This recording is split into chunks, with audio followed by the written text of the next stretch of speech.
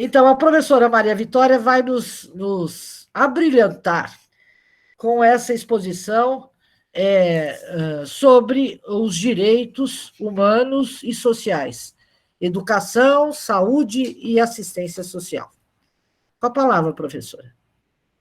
Ótimo. Então, boa noite a todos, queridas colegas da área de educação, de saúde, de assistência social. É sempre uma satisfação muito grande abordar a temática democracia e direitos humanos, partindo já de uma concepção relativa ao vínculo estreito que há entre democracia e direitos humanos. Não há uma democracia efetiva sem respeito e garantia de direitos humanos, assim como é muito difícil termos direitos humanos se estamos numa ditadura, num regime autoritário. Então, a nossa luta é sempre por democracia, por direitos humanos. É uma luta só. Eu agradeço muito as palavras da minha querida parceira de vida e muita coisa, Sônia Krupa. Imagino que a Lisete Arelaro também está presente, minha querida colega do tempo todo que estive na Faculdade de Educação, e estou muito feliz de estar aqui numa atividade voltando à minha querida faculdade. Bem, estou falando num programa de pós-graduação, de graduação, numa universidade pública. Daí, eu recorro às palavras lúcidas da professora emérita Marilena Chaui sobre o ódio ao pensamento, que caracteriza a crueldade e o cinismo deste governo. Diz Marilena, o ódio ao pensamento aparece no ódio à universidade pública. E com as lutas sociais e políticas dos últimos séculos, com a conquista da educação e da cultura como direitos fundamentais, ou seja, não se discutem se deve ser ou não. Eles são base, são fundamentais. A universidade tornou-se também uma instituição social inseparável da ideia de democracia e de democratização do saber. Viva a escola pública, viva a universidade pública e as nossas parcerias. O tema é democracia e direitos humanos, mas está evidente que não estamos vivendo numa democracia. Não está consolidado sequer o reconhecimento dos direitos humanos, como está dito em nossa Constituição desde 1988 e em obediência às declarações e pactos internacionais que o Brasil ratificou. Pelo contrário, um governo que tem como liderança máxima um capitão reformado que defende a tortura e o assassinato de adversários políticos, não defende nem democracia e muito menos direitos humanos, pois viola sistematicamente a ambos. Eu pretendo abordar o tema dos direitos humanos a partir de sua afirmação histórica e seus fundamentos filosóficos. Como eu já disse, parto do princípio de uma relação vinculante entre democracia e direitos humanos, ambos entendidos como processos. Antes de falar especificamente sobre os direitos humanos, gostaria de lembrar o que significa ter direitos. O que é um cidadão, uma cidadã que tem direitos?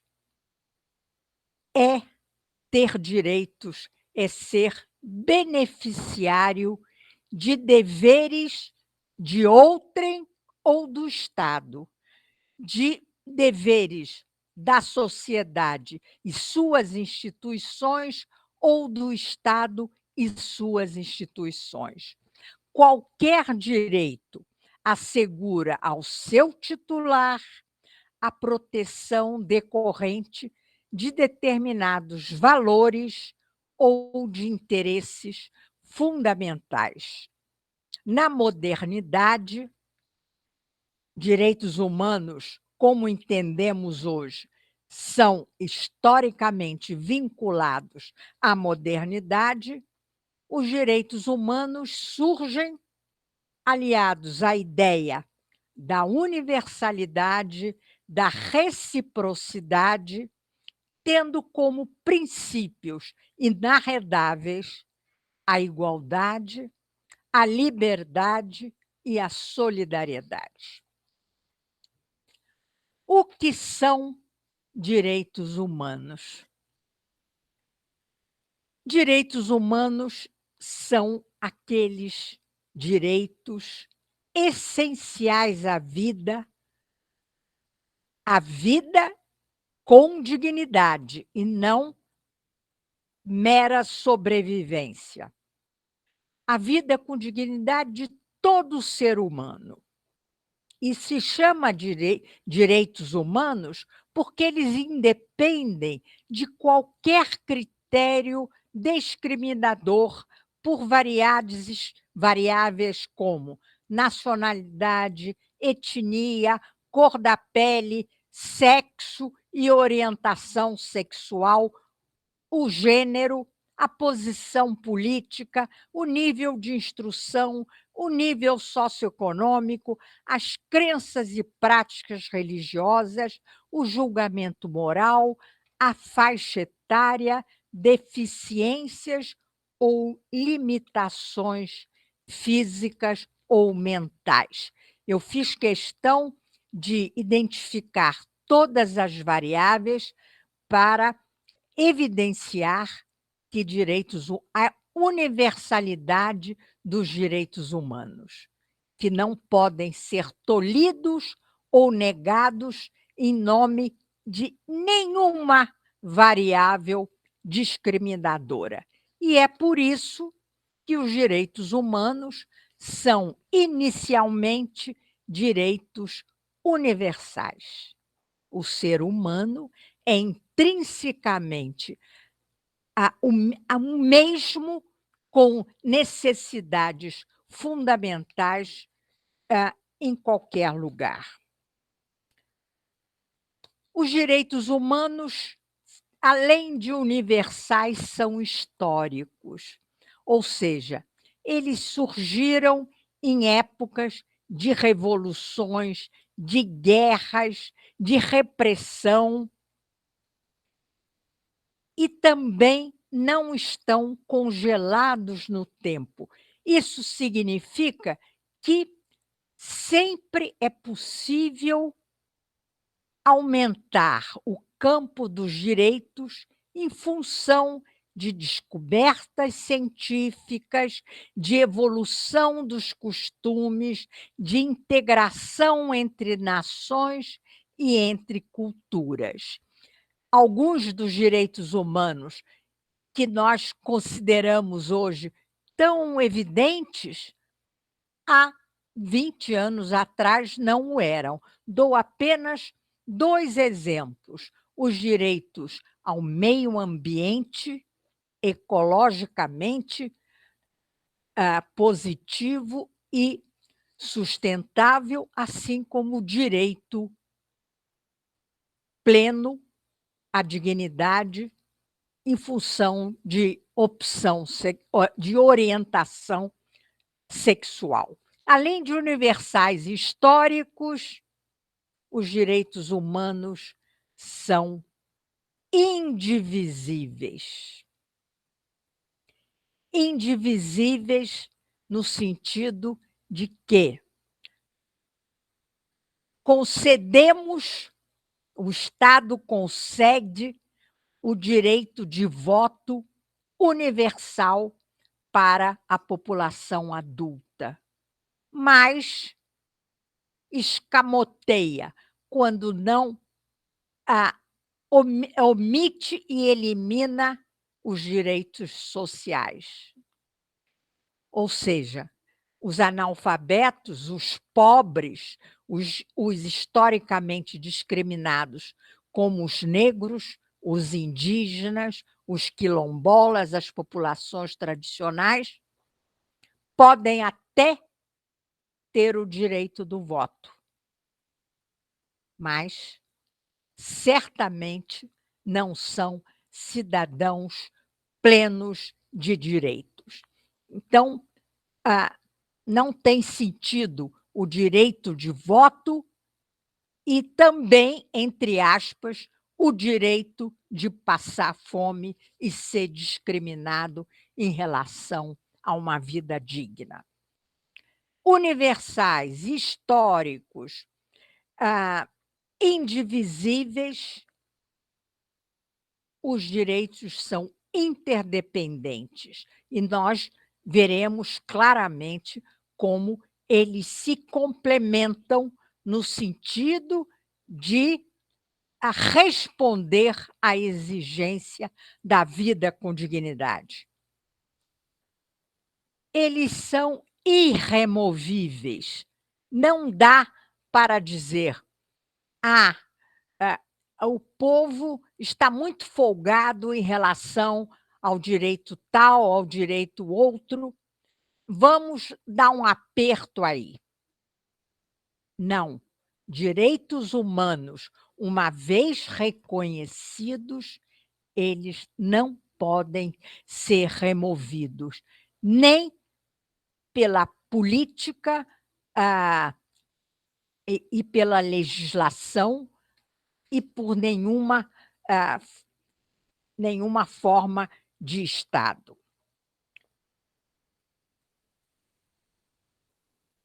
No Brasil, nós veremos depois, é interessante dar o exemplo da historicidade dos direitos humanos. Eu, que já estou com essa idade canônica, vivi um tempo antes do regime militar e depois durante todo o regime militar e participei ativamente da democratização que foi consolidada com a Constituição de 88 e depois as eleições diretas. Então, fica muito claro essa historicidade dos direitos humanos no caso brasileiro, porque para a minha geração, o tempo que eu estive na faculdade, antes do regime militar e nos movimentos estudantis, nunca ouvi a expressão direitos humanos. Não se falava em direitos humanos, se falava em reforma ou revolução. Se falava mais ou menos em cidadania, se falava em democracia, mas a temática dos direitos humanos só foi surgir como uma fortíssima reação à repressão brutal durante o regime militar.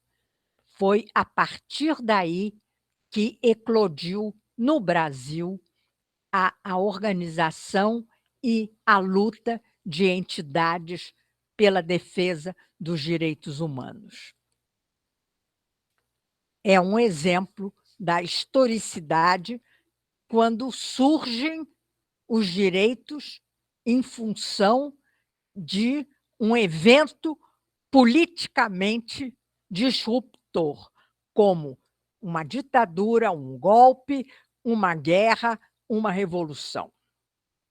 É importante ter claríssimo que a matriz dos direitos humanos é o direito à vida.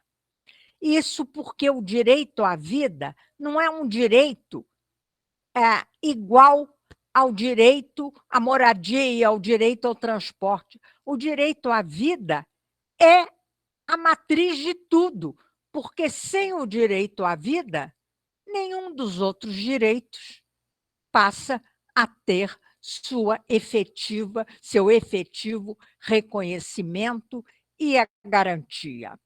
E eu insisto que esse direito à vida é a matriz, mas sempre afirmando a vida com dignidade e não a mera sobrevivência.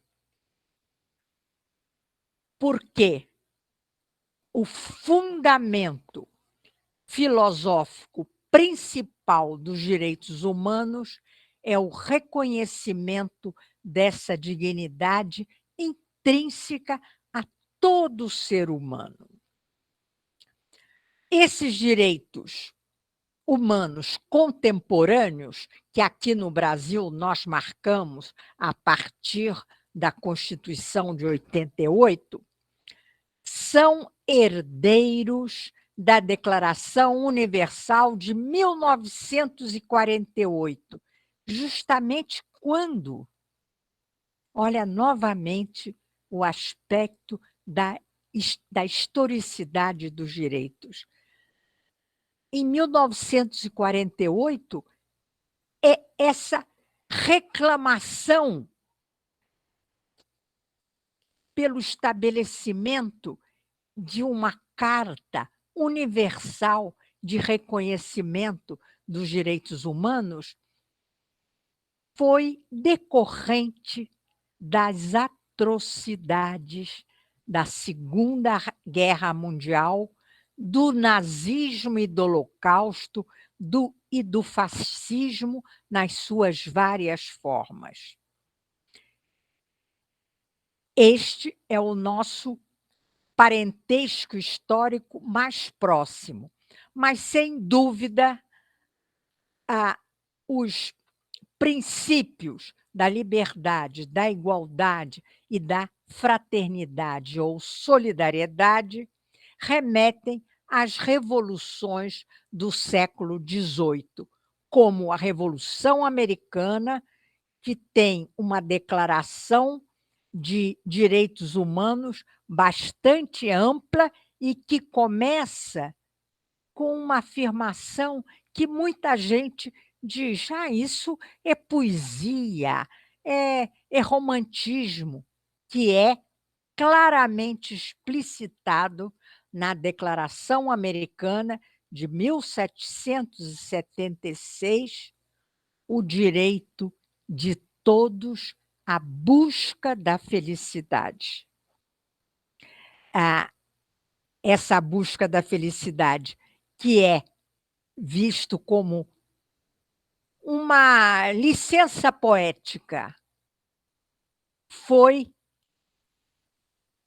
bastante tratada entre nós, na universidade, pelo professor Fábio Conder Comparato, que incluiu o direito Não é o direito à felicidade, é o direito à busca da felicidade, felicidade entendida como plena realização do ser humano em suas capacidades. E a outra revolução do século XVIII, a Revolução Francesa, aí claramente sobre a bandeira da liberdade, igualdade e fraternidade. O que vincula também direitos humanos e democracia é o fato de que ambos são processos. Aquilo que eu já falei, os direitos humanos não estão congelados no tempo. Há sempre a possibilidade de aperfeiçoamento e a de agregação de outros direitos. E nos períodos históricos, nem sempre temos avanços, podemos ter retrocessos, como é o caso no Brasil hoje. Mas o impulso na defesa dos direitos humanos é sempre para o avanço, é sempre para ampliar esse reconhecimento e, portanto, nós temos um norte. Costuma-se distinguir os direitos humanos em dimensões ou gerações históricas. Em primeiro lugar, nós temos os direitos civis, políticos, que são ligados ao princípio da liberdade. E essa liberdade de expressão, de segurança, de religião, de expressão em todos os sentidos, no cultural, no religioso, no político. Em segundo lugar, historicamente falando, né, tivemos os direitos sociais, que são aqueles que no Brasil são os mais vulneráveis, tanto porque abrangem toda a população, como também são aqueles mais vulneráveis à negação e à eliminação por parte de governos autoritários. E aí nós temos a saúde, a educação, a moradia, ao emprego e salário justo, à seguridade social, ao lazer, ao acesso à cultura, ao acesso à justiça e ao amparo na velhice. E é claro que, para essa gama de direitos sociais tão importantes, o seu reconhecimento e a sua garantia decorre, evidentemente, de políticas públicas específicas em cada área. Uma terceira dimensão é direito dos povos. Direito dos povos que não se confundem com direitos de países. É um direito mais abrangente do que os direitos de países, até mesmo porque há países e estados que são plurinacionais, ou seja, tem mais de um povo na sua limitação geográfica e política. Esses direitos dos povos incluem a autodeterminação, o direito à identidade cultural, o direito ao desenvolvimento, o direito à paz. Voltarei adiante. E a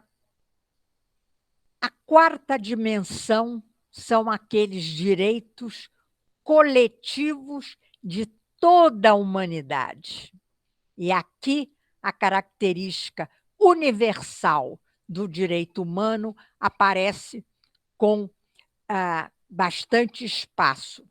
E quais são esses direitos coletivos da humanidade que garantem aquilo que nós chamamos hoje de direitos sem fronteiras, de solidariedade planetária? Os direitos coletivos da humanidade são, então, ao meio ambiente,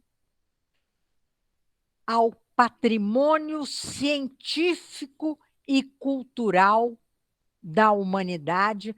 Aqui enfatizo, por exemplo, o direito, dentro desse patrimônio científico, às patentes, às patentes de remédios e, nesse momento que nós vivemos, de vacinas. É um direito coletivo da humanidade. E também temos, hoje, como um avanço científico, aqueles direitos genéticos para doenças, para correção de problemas de origem genéticos. E a quinta dimensão, que a professora Sônia certamente vai gostar, é o direito às novas tecnologias. Esse grupo de direitos poderia entrar nos direitos coletivos da humanidade, mas eu preferi separar pela sua especificidade. E aqui eu gostaria de citar um cineasta que é com quem eu tenho uma relação afetiva, porque é da minha geração, do movimento nos anos 60, que é o Cacá Diegues. Ele escreveu recentemente: a internet não é apenas uma novidade tecnológica que aprendemos a manejar, é um novo jeito de agir do mundo e, portanto, é uma nova cultura.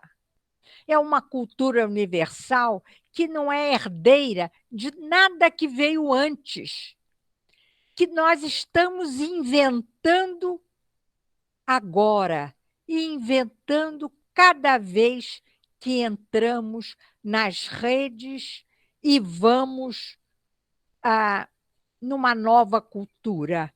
E essa nova cultura exige de nós um novo comportamento moral, ético no mundo digital. É a quinta dimensão dos direitos humanos. E agora eu falei nos princípios, e eu gostaria de falar do primeiro, que está associado, como eu disse, à herança das revoluções do século XIX, que é a exigência de liberdade como um direito fundamental, essencial à vida com dignidade.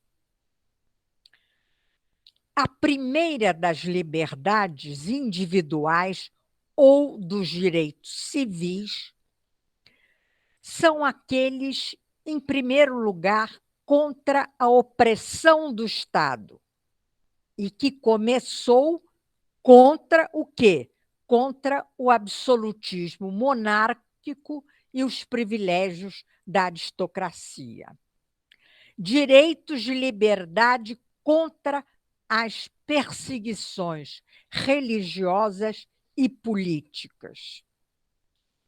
E algo extremamente importante em qualquer situação: a liberdade contra o medo avassalador de uma época de arbítrio, de divisão, primeiro em castas, depois em estamentos e hoje em classes sociais.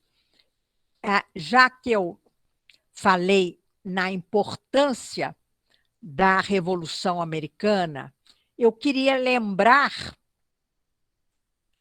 o discurso do presidente Franklin Roosevelt nos Estados Unidos, que é um presidente cuja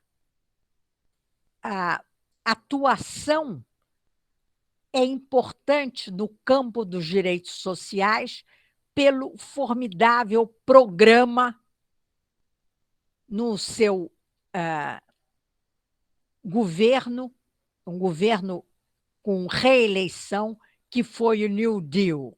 O New Deal é sempre lembrado no Brasil, mas lembrado burocraticamente nos discursos, mas, infelizmente, não aplicado com, evidentemente, as correções que um novo presente histórico traz, né?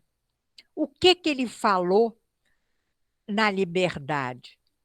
Ele diz: o que nós queremos é um mundo fundado em 4 liberdades essenciais, 2 delas de natureza individual, como a liberdade de expressão e a liberdade de religião, mas 2 outras de natureza social.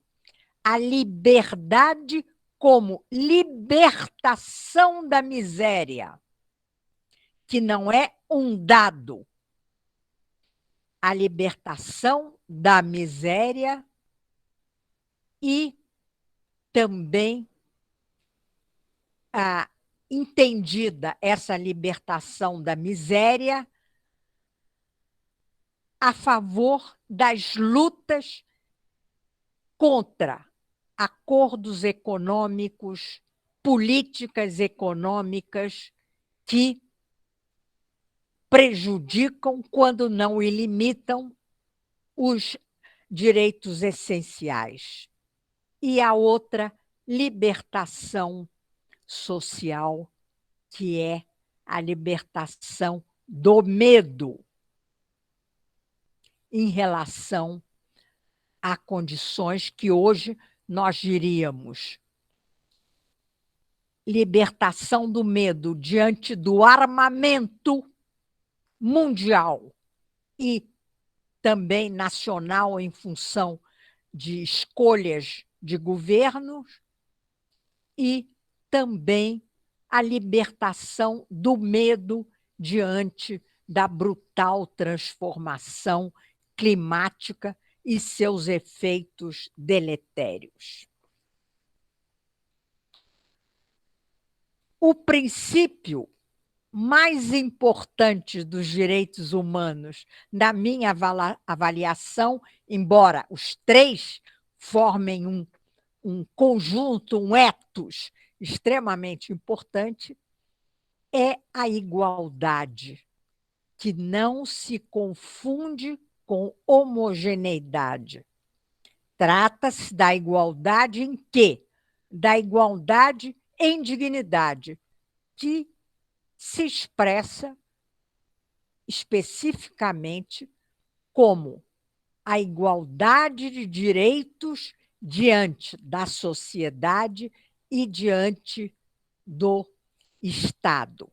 Quando falamos em direito à igualdade, queremos enfatizar também o direito à diferença, que, por sua vez, não se confunde com desigualdade.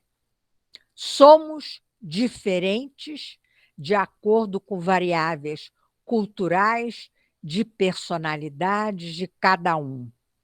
A desigualdade, no entanto, é criada para distinguir quem só manda e quem só obedece, para distinguir o superior e o inferior, numa hierarquia cruel e injusta.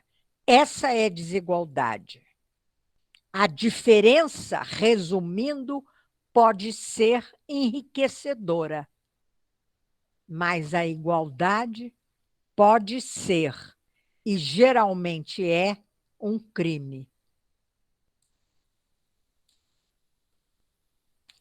e a solidariedade, que historicamente foi chamada de fraternidade.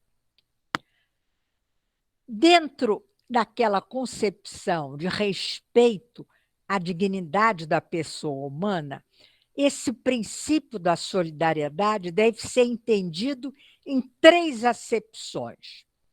Primeiro, é que a coesão entre diferentes indivíduos e grupos é indispensável para a manutenção do todo social, do sólido. Solidariedade vem do sólido, aquilo que não pode ser despedaçado, mas pode ser juntos para maior força, maior garantia de direitos. Então, essa coesão é importante porque cada grupo social pode trazer ao conjunto da sociedade uma contribuição importante, insubstituível. A segunda acepção da solidariedade: os indivíduos, esse é extremamente importante no Brasil, os indivíduos ou grupos que se acham em situação de fraqueza ou deficiência devem ser amparados pelo conjunto, tanto de instituições da sociedade quanto do Estado. Ou seja, todos têm igual direito a uma vida digna, sem privações do que é considerado essencial. Justificam-se aqui, por exemplo, os programas de renda mínima, da Bolsa Família, da economia solidária, das ações afirmativas, como cotas, etc. E a terceira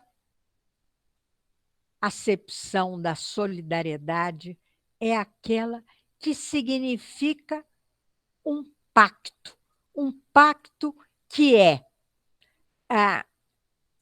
que se estabelece entre a atual geração de vivos, mas se estende às próximas gerações. Daí a importância dos direitos ao meio ambiente, ao desenvolvimento sustentável, mas também os direitos de aposentadoria, de assistência social, de assistência na doença e na velhice.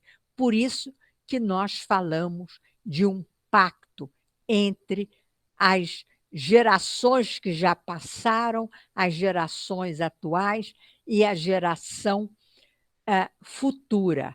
Lembro aqui no Brasil os problemas todos dos serviços da Previdência. A Previdência Social é, evidentemente, resultado de um pacto dos trabalhadores que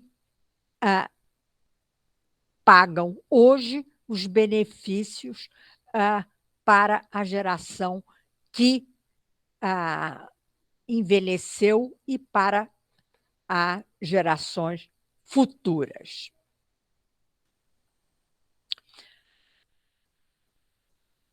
A solidariedade não é contra o interesse individual, como muitas pessoas pensam.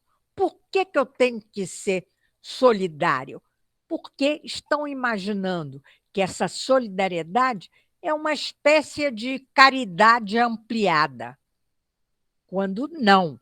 Esses direitos humanos sociais profundamente ligados ao princípio da solidariedade significam que o bem-estar é algo que faz parte da busca da felicidade e essa garantia dos direitos básicos de todos será também favorável à cada um individualmente, pois é do nosso interesse, todos nós, o viver numa sociedade, num âmbito de cidades, por exemplo, que não nos envergonhe, porque a miséria, o abandono nos envergonha como seres humanos. E aí, os direitos humanos, a sua defesa, nos coloca radicalmente diante dessa questão. Em que sociedade queremos viver? Em que sociedade queremos educar os nossos filhos, os nossos alunos? Dentro daqueles direitos sociais, eu gostaria de enfatizar que o direito do acesso à cultura é um direito de duas mãos, porque é o direito à produção de bens culturais e à fruição dos bens culturais. E que aqui também volto à questão do direito à busca da felicidade. Para que isso seja possível, o acesso à cultura, o acesso ao aperfeiçoamento educacional, é preciso um direito que muitas vezes é esquecido, que é o direito ao tempo, ao direito ao tempo para se aperfeiçoar, para estudar, para fruir de eventos culturais, etc. Bem, Sônia, há quantos anda o meu tempo, hein? Professora, ainda você tem todo o tempo que você precisar. As Ótimo, pessoas ótimo, estão elogiando muitíssimo. E eu ótimo. também, não estou me contendo, falar no chat aqui Uhum. sobre a sua fala maravilhosa, que Bem, nos leva para frente. Vamos. isso mesmo. Bem, queria enfatizar também que, voltando ao aspecto histórico dos direitos humanos, é importante situá-los como fruto de uma conquista moral da humanidade. A humanidade que, passando pelas, já falei, as atrocidades da Segunda Guerra, nazismo e fascismo, resolveu se unir e afirmar o que diz o artigo 1º da Declaração Universal de 1948. Em 1948, eu já sabia ler e escrever, tinha 6 anos. Artigo 1º. Todos os seres humanos nascem livres e iguais em dignidade e direitos. São dotados de razão e devem agir em relação uns aos outros com espírito de fraternidade. É nesse sentido que nós podemos falar de conquista moral, o reconhecimento de que a pessoa humana tem a mesma dignidade em qualquer lugar. Lembro, o Brasil é signatário desta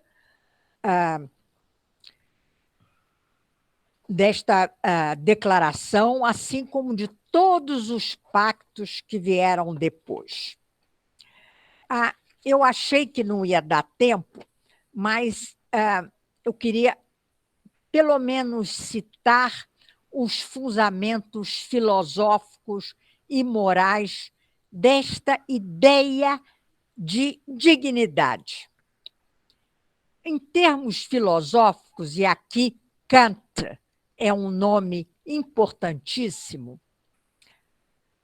A dignidade significa o valor intrínseco daquilo que é único, que é a existência como um valor absoluto. A pessoa humana, que não tem preço e que é um fim em si mesmo. Difere, portanto, da mercadoria. O reconhecimento do ser humano como um ser histórico, como todos os seres humanos merecem o quê? Respeito.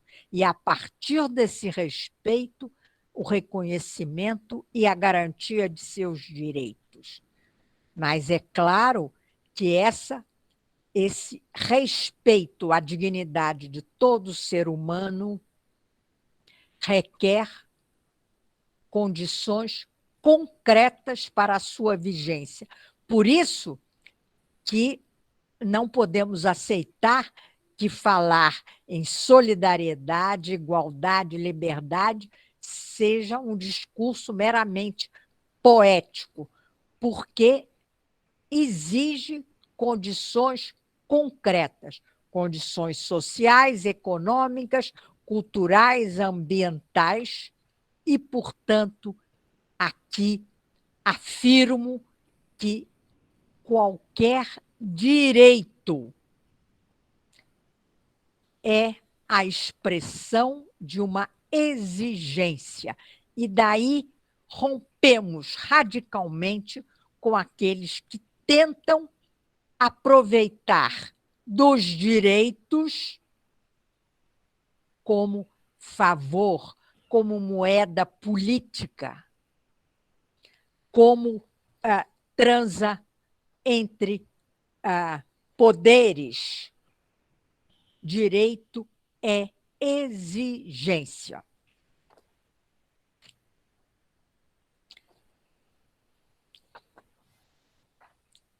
Bem, chego na parte mais triste por um lado e estimulante por outra, de direitos humanos no Brasil.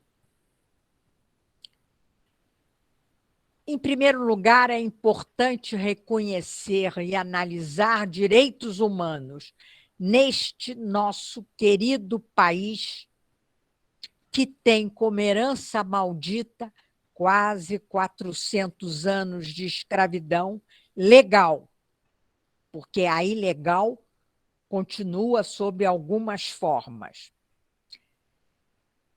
A herança maldita da escravidão e taxas de desigualdade abissais. Ou seja, violação de direitos humanos no Brasil em relação às populações mais vulneráveis, e enfatizo a população negra, com ênfase nos jovens negros assassinados, os indígenas, os povos tradicionais, os direitos humanos das mulheres e crianças, os direitos fundamentais à saúde, à educação, direitos extremamente importantes nessa fase tétrica de pandemia. Os direitos à participação política, os direitos à cidadania ativa, os direitos à resistência, o direito à memória e à verdade. São esses os principais direitos, quase todos, né? Aliás, todos, que são sistematicamente violados hoje em nosso país. Há um direito que eu gosto muito e que eu acho que cada vez é importante no Brasil, que é o direito à cidade, com características públicas do direito no território, do direito na vida concreta.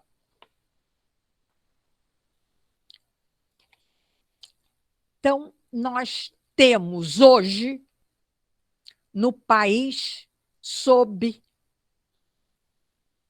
o capitão reformado, os direitos dos povos indígenas não se referem apenas à questão das terras, mas enfaticamente no direito à sua cultura.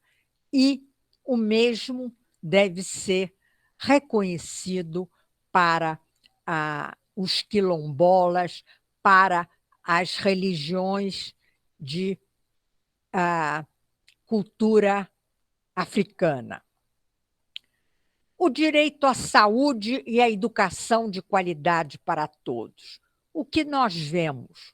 O colapso do sistema de saúde, da vacinação, quando há um explícito delito que está previsto no Código Penal, no artigo 132, que significa expor a saúde e a vida de outrem a perigo direto e iminente. Foi o que nós vimos desde o começo da pandemia e toda a polêmica absurda em torno do tal tratamento precoce e das vacinas. A ausência de planejamento no ensino público. Vocês devem ter reparado que já tivemos, né, nesse governo, vários ministros da educação. E até hoje nós não temos uma única medida efetiva e positiva do Ministério. Pelo contrário, o atual ministro declarou claramente que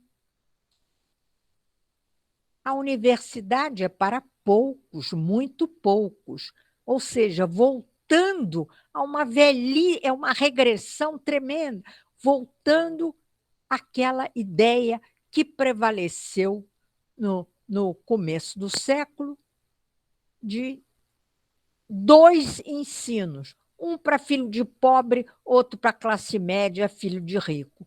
O ensino tradicional e o ensino técnico. Ele chegou o presidente chegou a dizer que as pessoas têm que entender que ninguém precisa saber de tudo. E muitas pessoas não precisam saber do que está sendo ensinado nas escolas. E daí vocês conhecem melhor do que eu o drama das escolas públicas. Outra violação do direito à educação é a crescente prática de escolas militares. Tenho acompanhado algumas delas e a situação é de terror. A defesa do ensino domiciliar é algo absolutamente inacreditável. A censura aos professores e aos projetos pedagógicos orientados para a educação emancipadora, salve Paulo Freire. E todo esse papo furado contra a questão de gênero, contra educação sexual. A violação à liberdade de expressão e filiação política, assim como a perseguição constante a militantes e jornalistas.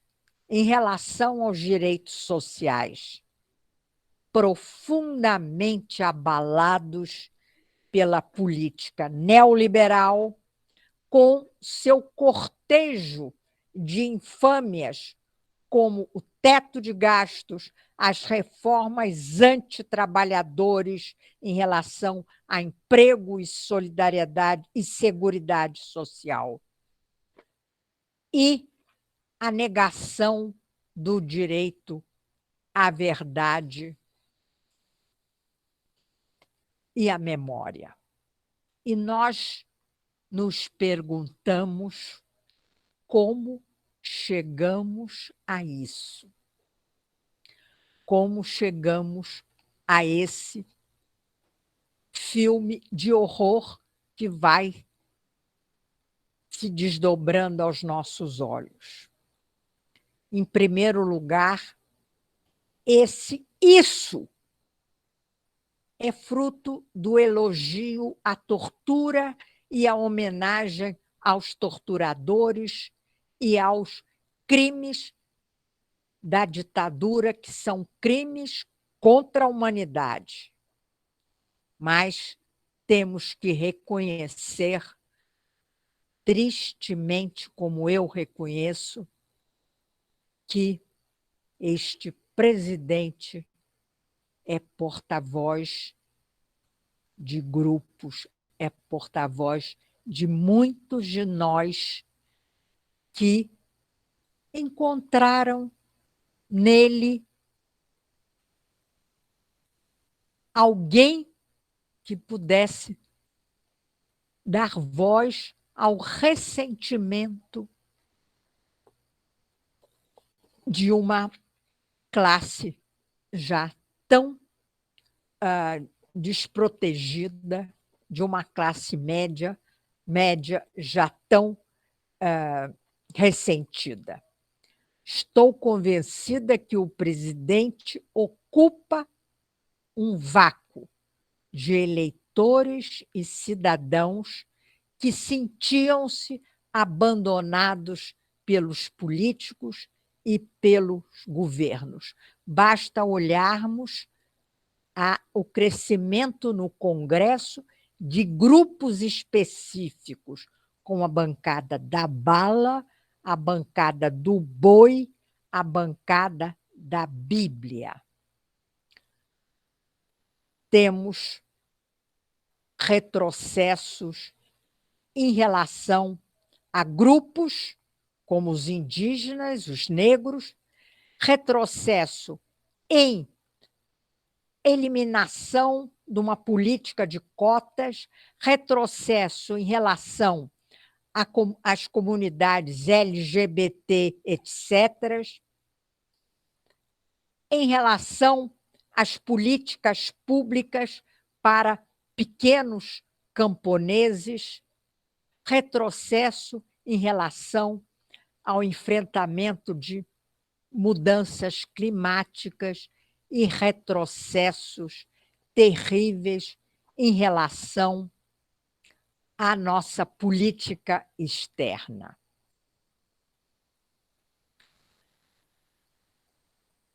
O desconhecimento da nossa história de golpe de repressão levou à desinformação dos conceitos de política, democracia e direitos humanos, que são deturpados de uma maneira que me parece bastante eficiente para os seus infames intuitos.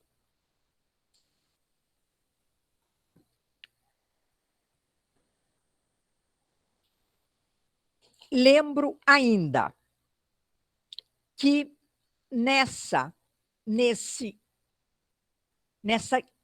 realidade cotidiana, um elemento é importante quando percebemos que consequências são confundidas com causas.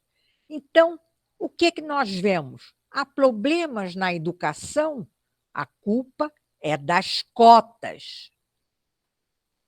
Problemas de violência, a culpa é dos defensores de direitos humanos que defendem bandidos.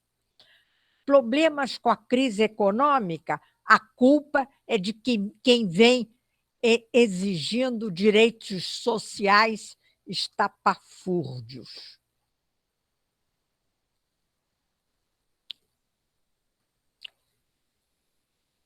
Lembro que todos nós que estamos tentando entender e dar respostas para nossas lutas sociais e políticas, nós temos aprendido nesses tempos sombrios que o desaparecimento da democracia, não só no Brasil, mas em várias partes do mundo, não decorre necessariamente de um único ato de força, de um golpe no estilo tradicional, de um único ato de força contra as instituições do Estado democrático. Mas podem ocorrer, e tragicamente têm ocorrido, pela ação contínua e deliberada da supressão de direitos fundamentais. E insisto nas consequências do famigerado teto de gasto. Podem ocorrer pela ação contínua e deliberada de supressão desses direitos fundamentais e dos mecanismos constitucionais e sociais de controle do poder, que é o caso do Brasil hoje. Professora, nós temos que ir indo para o final agora. Sim, quero terminar lembrando, vocês vão achar estranho eu recorrer a um filósofo religioso como Santo Agostinho. Mas eu gosto muito de uma advertência a ele atribuída. Eu sou uma pessoa que me amparo em dois sentimentos muito fortes, a da coragem e a da esperança. E em Santo Agostinho eu encontrei o seguinte: a esperança tem duas filhas diletas, a indignação e a coragem. A indignação para nos acordar e contestar o que deve e precisa ser mudado. E a coragem para mudar a situação. Então, é com indignação, com esperança, com coragem que vamos continuar a nossa luta. Muito obrigada, queridas e queridos colegas.